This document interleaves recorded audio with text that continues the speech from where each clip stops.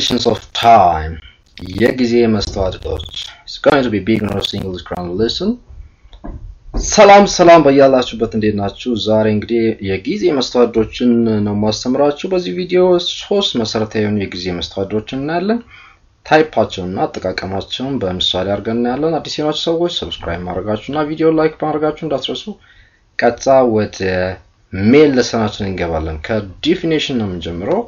መስተዋድድ ስንል ወይም ፕሪፖዚሽን ምን ማለት ነው የሚለውን አይተን እንጀምራለን። እንግዲህ ፕሪፖዚሽን ወይም መስተዋድድ ማለት አንዱ የንግግር ክፍል ነው። በእንግሊዘኛ ውስጥ ካሉት የንግግር ክፍሎች ውስጥ ብዙውን ጊዜ መስተዋድዶች የምንጠቀመው በቦታ ወይም በሰዓት መካከል ያለውን ግንኙነት ለማሳየት አሊያም በሁለት ወይም ከዚያ በላይ በሆኑ ሰዎች፣ ቦታዎች ወይም ነገሮች መካከል ያለውን ግንኙነት ለመጠቆም በአረፍተ ነገር ውስጥ የሚገቡ ቃላቶች ናቸው ማለት ነው። ለምሳሌ ምስሉ ላይ እንደምታዩት the mirror is on the wall ወይም ደግሞ መስታወቱ ግድግዳ ላይ ነው የሚለው። ምሳሌ ላይ on ወይም ላይ የሚለውን ቃል ተጠቅመናል እንደ መስተዋድድ ማለት ነው። እዚህ አረፍተ ነገር ውስጥ እንግዲህ ይሄ መስተዋድድ የሚያሳየው ምንድነው? በመስታወቱና በግድግዳው መካከል ያለውን ግንኙነት እያሳየን ነው ማለት ነው። መስተዋድዶች እንግዲህ በጣም ቀላሉ የግራመር አይነቶች ናቸው። እንግሊዘኛ ውስጥ ቀጥታ ወደ ሜል ሌሰናችን እንግባ። እንግዲህ preposition of time ስንል ወይም የጊዜ መስተዋድድ ስንል የተወሰነ ጊዜን የሚያመለክቱ ቃላቶች ናቸው በአረፍተ ነገር ውስጥ። ስለዚህ we use them with different time periods. መጀመሪያ ላይ የምናየው in የሚለውን ነው። በእኛ ስንተረጉመው በወይም ወደ የሚል አይነት ትርጓሜ ያለው። አጠቃቀሙን እስኪ አንድ በአንድ እንይ። ሶስት መሰረታዊ አጠቃቀሞች አሉት። ለምሳሌ ለወቅቶች እንጠቀማለን። in spring, in summer በጸደይ ወይም በበጋ እንደማለት ነው። አመትን ለመጥቀስ እንጠቀምበታለን። ለምሳሌ 1994 በ1994 ዓመተ ምህረት ወራቶችን ለመጥቀስ እንጠቀማለን። in December አንዳንዴ የጊዜ ክፍሎችን ለመጥቀስ እንጠቀምበታለን። ለምሳሌ the morning, in the morning ወይም in the evening ብለን ማለት ነው። እስኪ በአረፍተ ነገር ውስጥ አድርገን እነኚህን ቃላቶች በደንብ እናያቸው ግልጽ እንዲሆንላችሁ። የመጀመሪያው አረፍተ ነገር my birthday is in December ልደቴ በታህሳስ ነው። I came to Kenya in the spring በጸደይ ወቅት ወደ ኬንያ መጣሁ። My son was born in 1994 ልጄ በ1994 ተወለደ። Meet me in the morning በጠዋት እንገናኝ። ከምሳሌዎች እንደምታዩት እንግዲህ በአረፍተ ነገሮች ውስጥ እንደምታዩቸው በቃላቶች መካከል ያለውን ግንኙነት ነው የሚያሳዩን። ብዙውን ጊዜ አጠቃቀማቸው ግራ ያጋባል። ስለዚህ በጥንቃቄ መጠቀም አለባችሁ። እስኪ ወደ ሁለተኛው ዘርፍ እንሂድ። ሁለተኛ ላይ የምናየው on ነው። በሚል አለው ግን አጠቃቀማችን ይለያል ከin ማለት ነው። እስኪ አጠቃቀማቸውን እንይ።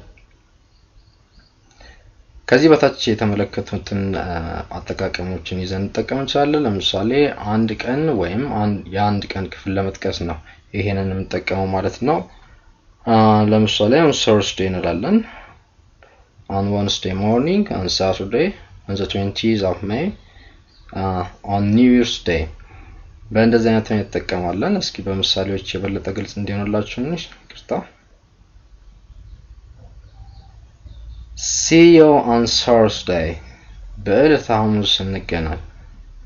The next lesson is on Wednesday morning ቀጣዩ የትምህርት ክፍለ ጊዜ በዕለተ ረቡዕ ነው ወይም በዕለተ ረቡዕ ጠዋት ነው። ሶስተኛው ምሳሌያችን her birthday is on the 20th of May ልደቷ በግንቦት 20 ነው። He was born on New Year's Day እሱ በአዲስ ዓመት ቀን ተወለደ። እንግዲህ on እና in ወደ አማርኛችን ስናመጣቸው ትርጉማቸው ተመሳሳይ ይሆናል። በሚለው ነው የሚያሳየን ግን አጠቃቀማቸው ይለያያል። ከሁለቱ ጋር አነጻጽራችሁ ማየት እንደምትችሉት እዚህ ጋር on የተጠቀምነው የአንድ ቀንን ወይም አንድ የቀን ክፍልን ለመግለጽ የተጠቀምንበት ከin በዛ መልኩ ይለያያሉ ማለት ነው። ሶስተኛ ላይ የምናየው እንግዲህ at የሚለው ነው። ብዙ ጊዜ የተለመደ ላይ እንደማለት ነው። ወደ አማርኛ ስናመጣው አጠቃቀማቸውን እንይ። ከዚህ በታች ባለው መንገድ ልትጠቀሟቸው ትችላላችሁ። ይሄንን መስተዋድድ ማለት ነው የተወሰነ ወይም ልዩ ሰዓትን ለመግለጽ፣ የምግብ ሰዓትን ለመግለጽ እና አንዳንዴ ፌስቲቫሎች ወይም በዓላትን ለመግለጽ እንጠቀምበታለን። ለምሳሌ at 3 o'clock በ3 ሰዓት ላይ at lunch time በምሳ ሰዓት ላይ at the weekend ባዛቦት ቀን ላይ at night ሌሊት ላይ የሚል ትርጓሜን ይሰጠናል ማለት ነው። እስኪ ባረፍተ ነገር ውስጥ አድርገን የበለጠ ግልጽ እንዲሆንላችሁ እንይ። go there at lunch time በምሳ ሰዓት ላይ ወደዚያ ይሂዱ። I work at night የምሰራው ሌሊት ላይ ነው። I arrive at 3 o'clock 3 ሰዓት ላይ እደርሳለሁ። see you at the weekend ቅዳሜና እሁድ ላይ እንገናኝ። በእንደዚህ አይነት ሁኔታ እንጠቀማለን ማለት ነው። አትን ቀጥለን መጨረሻ ላይ እንግዲህ የምናየው 6 መሰረታዊ የሆኑ ከዚህ በተጨማሪ ብታውቋቸው ጥሩ ነው ያልኳቸውን የጊዜ መስታወቶች አስቀምጬላችኋለሁ። until, before, at about, after, by, from ናቸው። እስኪ ትርጉማቸው መጀመሪያ እንይና ከዛ በምሳሌዎች እናያቸዋለን። until ስንል እስከ ድረስ የሚል ትርጓሜ ይሰጠናል። before ስንል ከበፊት፣ at about ገደማ ላይ ወይም አካባቢ፣ after ከበኋላ፣ by ላይ፣ from ከሚል ትርጓሜ ይሰጣል። እስኪ ግልጽ እንዲሆንላችሁ በአረፍተ ነገሮች ውስጥ እንጠቀማቸው። until the doctor can't see you until 2 o'clock እስከ 2 ሰዓት ድረስ ዶክተሩ እርሶን ማየት አይችልም። የዚህ አረፍተ ነገር ትርጉም እንግዲህ is going to be is busy before then ከ2 ሰዓት በፊት ሰውን ማስተናገድ አይችልም፣ ስራ ላይ ነው ማለት ነው ዶክተሩ። ቢፎርን ደግሞ ስንጠቀም I won't get to the station before 2 ወይም I will not get to the station before 2 want ስንል will not ለማለት ነው የሚል ቃል የምንጠቀመው። ከ2 ሰዓት በፊት ወደ ጣቢያ አልደርስም። ይሄ አረፍተ ነገር ትርጉሙ ምንድነው ማለት ነው? is going to be but I'll be there at 2 2 ሰዓት ላይ እዛ አገኛለሁ፣ ከዛ በፊት ግን አልገኝም ማለት ነው የአረፍተ ነገሩ ትርጉም ማለት ነው።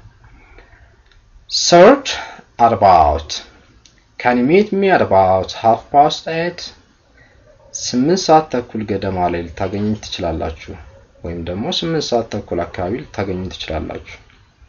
at about ስንል እንግዲህ አካባቢ ወይም ገደማ ላይ እንደማለት ነው። ጊዜን ለመግለጽ ነው የምንጠቀምበት አረፍተ ነገሩ ላይ እንደምታዩት። የዚህ አረፍተ ነገር ትርጉም ቀላል ነው። a little before or after 8:30 is fine ከ8 ሰዓት ተኩል ትንሽ ቀደም ብሎ ወይም ትንሽ ዘግይቶ ይቻላል እንደማለት ነው ከአረፍተ ነገሩ ላይ እንደምታዩት። አራተኛ ላይ afterን ደግሞ እንጠቀም። አረፍተ ነገር ላይ ስንጠቀመው I will be in college after 12 ከ12 ሰዓት በኋላ ኮሌጅ እሆናለሁ። በሴንቴንሱ ምን እያለ ነው ማለት ነው? ከዛ በፊት አልገኝም ማለት ነው፣ ወይም ከዛ በፊት እዛ ቦታ ላይ አልኖርም እንደማለት ነው። 5 by please be at the bus stop by 2:30 እባክዎን በ2 ሰዓት ከ30 ላይ በአውቶቡስ ማቆሚያው ይገኙ። የዚህ ሴንቴንስ ትርጉም ምንድነው? you can come a little earlier than 2:30 but not later ከ2 ሰዓት ተኩል በፊት ቀድሞ መምጣት ይቻላል፣ ከዚያ በኋላ ግን በፍጹም አይፈቀድም ማለት ነው። ስድስተኛ from they are open from 9 in the morning ከጠዋቱ 9 ሰዓት ጀምሮ ክፍት ናቸው። ትርጉሙም የዚህ አረፍተ ነገር ምንድነው ማለት ነው? they open at 9 and stay open for the rest of the day ክፍት የሚሆነው ቢሮ ማለት ነው ልክ 9 ሰዓት ላይ ነው። ከዛ በኋላ ግን ቀኑን ሙሉ ስራ ላይ ነው ማለት ነው። ከዛ በፊት ግን አይሆንም ማለት ነው። ስለዚህ from ስንል እንደማለት ነው። ከአረፍተ ነገሮች እንግዲህ እነኚህ 6 መስተዋድዶች ከነኚህ ከ3 መሰረታዊዎቹ ብታውቋቸው ይጠቅማችኋል ብዬ ያስቀመጥኩላችሁ ናቸው። የዛሬ ሌሰናችን እንግዲህ ጥፍጥ ባለ መልኩ ተዘጋጅቶ የቀረበላችሁ ማለት ነው። ይሄን ይመስላል። አብራችሁኝ ስለቆያችሁ በጣም አመሰግናለሁ። don't forget to like, share and comment on the video። ተመሳሳይ ቪዲዮዎች እንድሰራላችሁ ከፈለጋችሁ ኮሜንት ሴክሽን ላይ ሰጀስት ልታደርጉኝ ትችላላችሁ። አዲስ የሆናችሁ እንደተለመደው ሰብስክራይብ ማድረጋችሁን አትርሱ። ፌስቡክ ላይ ሊንክድኢን ላይ እና ኢንስታግራም ላይ ፎሎ ልታደርጉኝ ትችላላችሁ። ኔክስት ዊክ እስከማገኛችሁ ድረስ ለዛሬ ቻው ቻው።